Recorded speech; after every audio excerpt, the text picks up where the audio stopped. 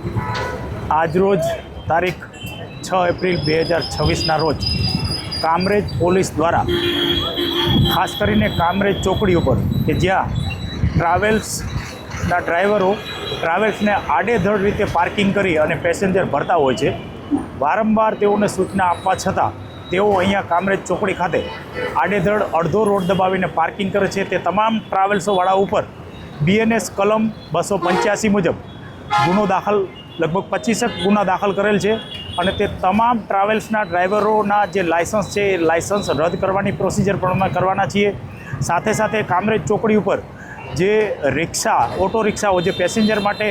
એ લોકો પણ આડેધડ રીતે અહીંયા પાર્કિંગ કરે છે, તે તમામ રિક્ષા લગભગ 70 જેટલી રિક્ષાઓને ડિટેન કરેલ છે. એ તમામ રિક્ષા અને ટ્રાવેલ્સવાળાને અત્રેથી કામરેજ પોલીસ દ્વારા કડક સંદેશ આપવામાં આવે છે કે હવે પછીથી કામરેજ ચોકડી ઉપર મહેરબાની કરી અને રિક્ષા કે ટ્રાવેલ્સ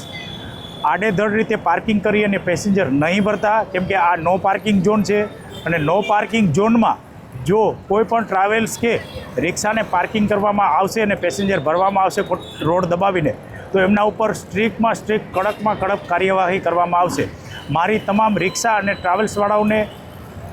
સંદેશ છે કે કામરેજ ચોકડી ઉપર આડેધડ રીતે પોતાની રિક્ષા કે ટ્રાવેલ્સ પાર્કિંગ નહીં કરતા, નહીંતર કાયદેસર કાર્યવાહી કરીશું.